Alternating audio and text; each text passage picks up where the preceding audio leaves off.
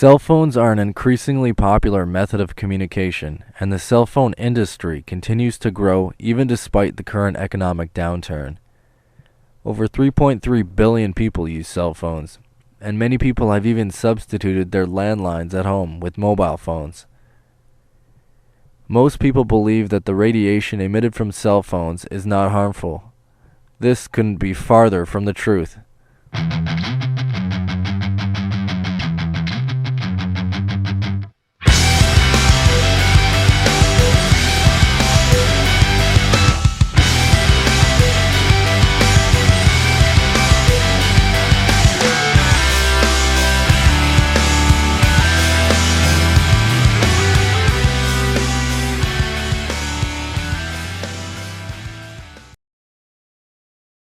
Most people own a cell phone. In fact, more than half of the people on this planet use a cell phone, and it's not hard to understand why. They're extremely convenient. They're relatively inexpensive. You can do pretty much anything on them.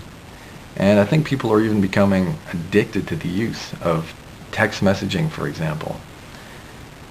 Well, let me tell you, if we want to survive on this planet, individually and as a species, cell phone use has got to stop, and soon. And let me tell you why. Cell phones emit a radiation called pulsed microwave radiation. This is the same frequency that your microwave uses to cook your food. It ranges from 800 megahertz to 2.5 gigahertz.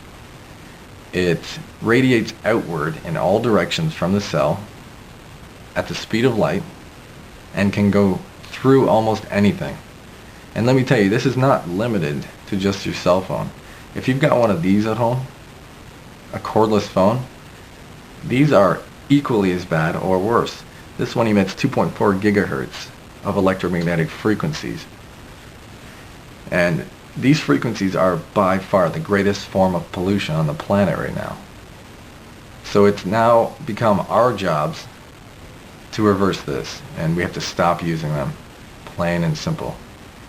So, if you also, if you have a wireless internet, a wireless router for your internet, this also emits the exact same frequencies. So, pretty much any device wireless is going to do this.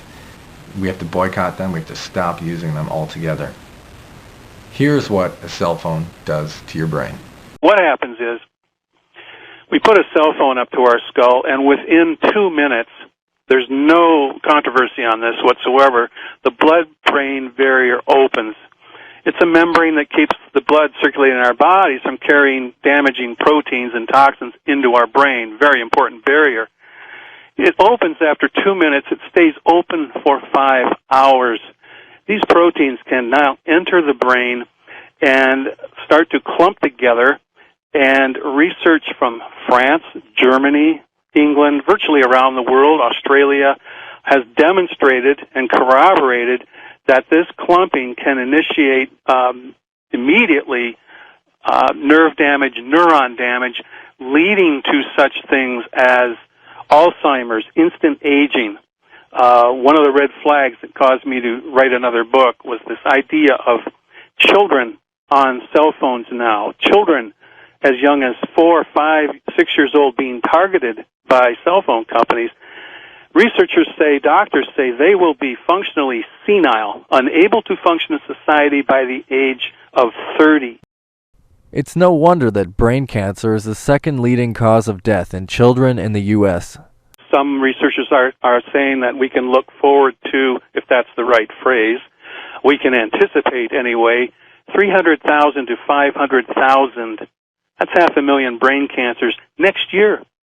And there are many more disastrous cumulative side effects from microwave radiation, some of which include memory loss, slowed reaction times, inner ear damage, hearing loss, ADD, asthma, autism, fetal growth retardation, genetic effects, behavioral changes, immune system compromisation, impaired learning, hormonal disturbance, and sleeping disorders.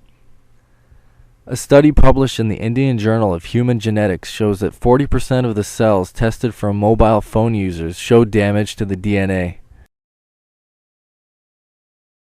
William, one of our guests, Dr. Robin Falkov, sends me a message that says that she has heard that a man, wore his Bluetooth for 2,500 minutes in 1 month, wore it all the time. It was on his right side of his ear, and they took out a 2-inch tumor on his right side of his brain. Bluetooth, very dangerous because of proximity. And we know when we're talking about radiation, any kind of radiation, including microwave and RF radio frequency radiation, proximity really increases our chances of coming down with illnesses and catastrophic tissue damage. If you're wearing glasses, by the way, strongly advise against Bluetooth headsets, even cell phones next to the head, because the metal frames of glasses conduct this energy around the eyes. And now, you mentioned this gentleman with cataracts, now we're seeing blindness in people because it literally bubbles the lens of the eye. What about cell phone shields? A cell phone shield is a device in which you put your cell phone that is supposed to, in turn, protect you and shield you from the harmful radiation of a cell phone. Well, what these devices are actually doing is inhibiting the cell phone's ability to broadcast a proper signal, thus forcing it to output more power, and in turn you're getting more of the harmful radiation into your body that you don't want. The same thing goes for the hands-free cellular car kits, which many of you might be using. Because of the fact that when the signal comes in, the cell has to rebroadcast it out again and needs to use more power. And some researchers are saying it takes up to 10 times the amount of power to power these cellular car kits. That's 10 times the distractibility and 10 times the electromagnetic pollution you're getting from these cellular phones. In the United States of America, we have the Journal of the National Cancer Institute, the Journal of the American Medical Association, we've heard of those guys, the American Cancer Society, all of them, underline all of them, have financial ties to the telecommunications industry. So don't look for warnings and the truth on cell phones and wireless hazards in North America. Yes, you'll get little bits and fragmented pieces, but in Europe, this is huge news, and there are huge protests going on around this same issue.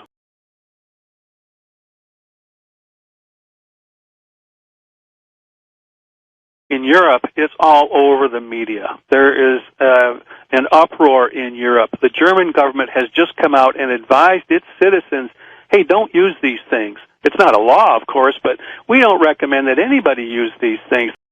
In Taiwan, in April, they said that no cell phone base stations can be installed in high schools or junior high schools or primary schools. In May, France banned cell phones in primary schools, and they're also requiring that the cell phone companies come up with models that only include texting ability and where you couldn't put the phone up against your head. In Seoul, Korea, the Korea Metropolitan Council is planning to ban cell phones at primary and secondary schools. Very recently, Israel banned cell phone companies marketing wireless internet connections for residences. Cell phone towers radiate an extremely high amount of electromagnetic energy, and the more people who use cell phones, the more cell phone towers will be needed to accommodate for the demand.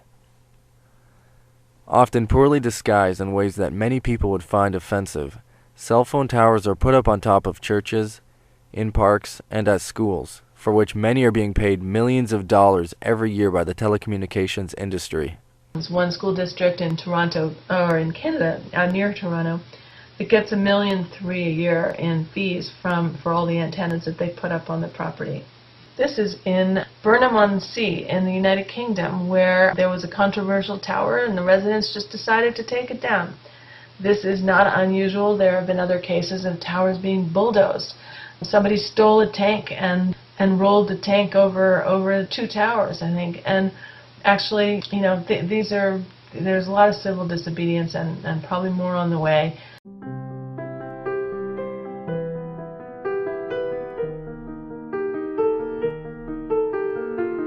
We are living in a time of titanic importance and excitement. We have held in place a way of living that is destructive to both our planet and ourselves, and never has there been a time where change was more essential.